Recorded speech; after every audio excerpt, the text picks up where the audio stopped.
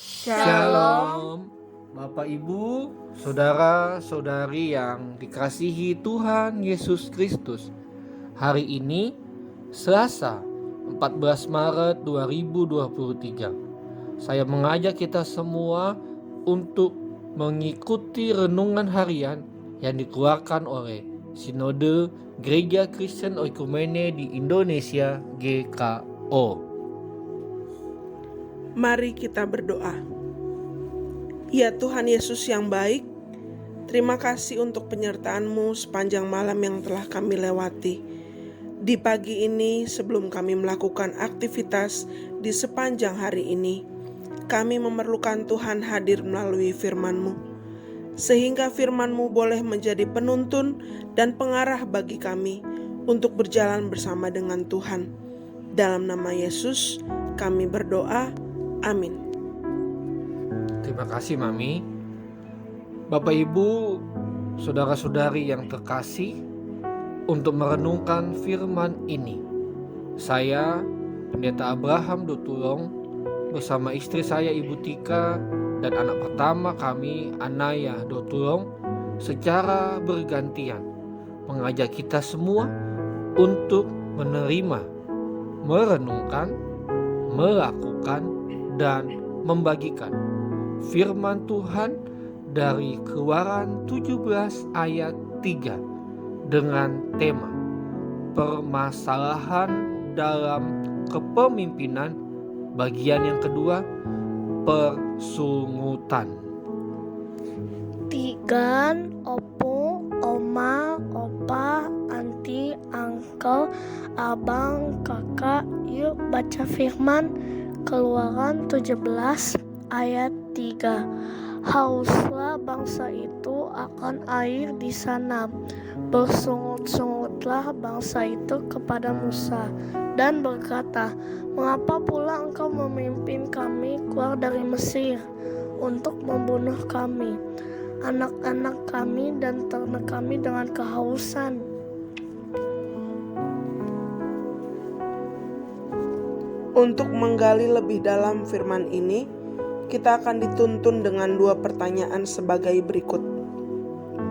Apa yang terjadi kepada bangsa itu ketika ketidaktersediaannya air di tempat perkemahan mereka?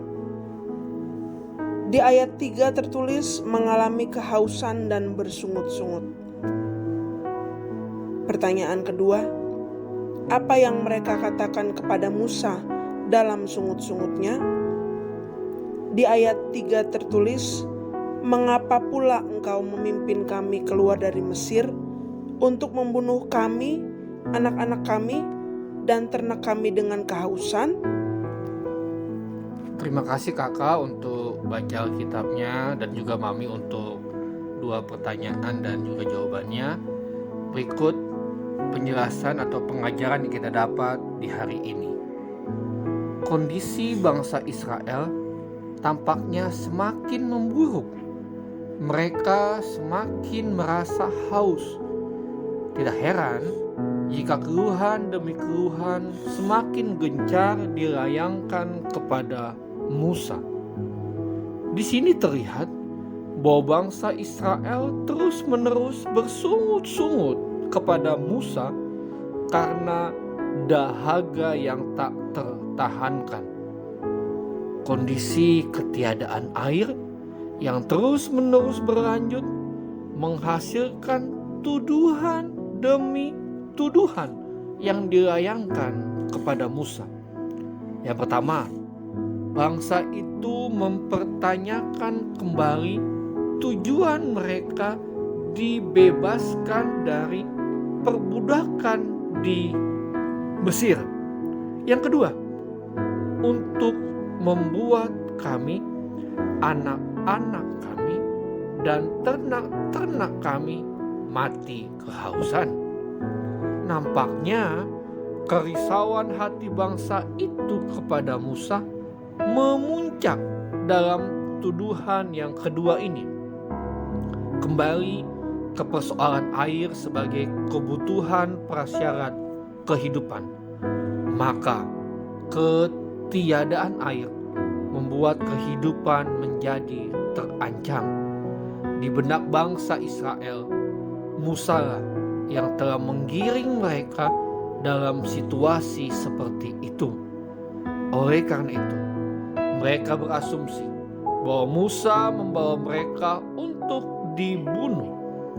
Bangsa Israel menjawab sendiri pertanyaan mengenai tujuan mereka dibawa keluar dari Mesir, yaitu bukan untuk melihat penggenapan janji Tuhan, melainkan untuk meregang nyawa di padang gurun. Rasa haus seolah telah mengaburkan tujuan Tuhan yang sebenarnya di dalam hati dan pikiran bangsa Israel. Sungut-sungut orang Israel menjadi tema yang menonjol dalam riwayat tentang perjalanan mereka di padang gurun. Ketika mereka mengalami kesulitan, mereka merenggut, mengucapkan keberatan-keberatan, dan memberontak. Kata-kata mereka mengingkari penghargaan Allah untuk membawa mereka keluar dari Mesir, meragukan integritas Musa dan Allah dengan menuduh mereka membawa orang-orang Israel keluar dari Mesir untuk mati dibunuh.